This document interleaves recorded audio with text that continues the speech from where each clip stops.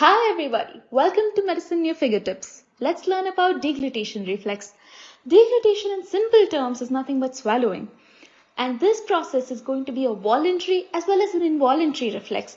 The major part of deglutition is going to be carried through an involuntary reflex. Deglutition occurs through three processes or three phases. This is the buccal phase, pharyngeal phase and the esophageal phase. Coming to the buccal phase, this is nothing but when the food enters the mouth. We chew it and there's mixing of saliva into food, and this food, when masticated and when saliva is mixed to it, is going to be converted to bolus. Once there's conversion of food to bolus, the tongue is going to be touching the palate. And once the tongue touches the palate, the food is going to be pushed backwards and this touches pharyngeal opening.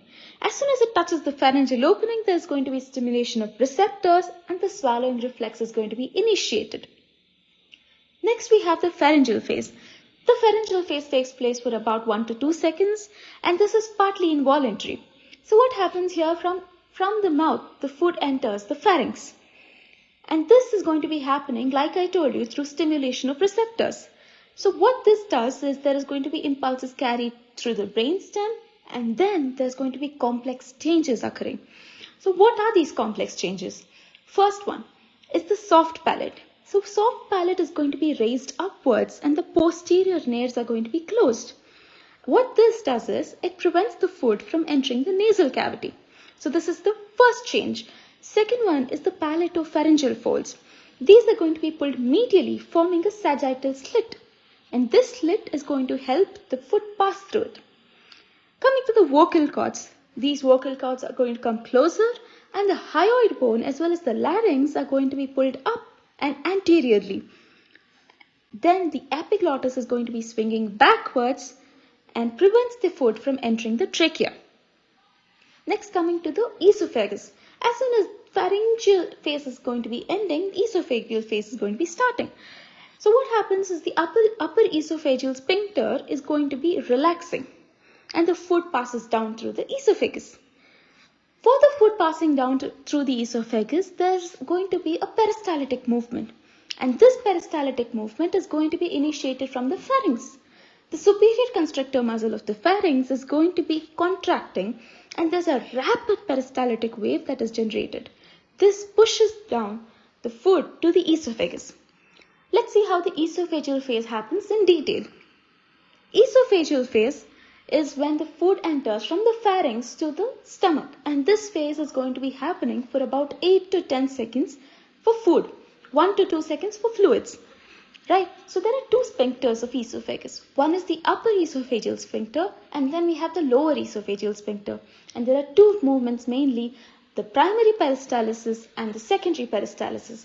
Let's see what primary peristalsis is. It is nothing but the continuation of peristalsis from the pharynx. And food enters the esophagus, there's a peristaltic movement, like I told you, originated from the superior constrictor muscle, and this is going to be preventing the regurgitation of food into the mouth. Right? And gravity does not play much of a role here. Food enters the lesser esophageal sphincter and then the lesser esophageal sphincter relaxes and bolus enters the stomach. This is all about that primary peristalsis, right? Next, there is secondary peristalsis. Some amount of food is also going to be remaining in the esophagus because the peristaltic wave that is generated is not strong enough to push all of the food. So now this tiny amount of food that is going to be remaining in the esophagus is going to be stretching. The mechanical receptors in the esophagus are going to be stretching and then there's another wave generated. And this continues till all the food is emptied out. And all the food that is there in the esophagus is going to be entering the stomach. There's something known as receptive relaxation. That is, as soon as the food reaches the lower esophageal sphincter, the relaxation of stomach sphincter happens. And the stomach sphincter is going to be receiving the food and relaxing, and hence the food is able to enter from the lower esophageal sphincter to the stomach. Right? Now, control of deglutition.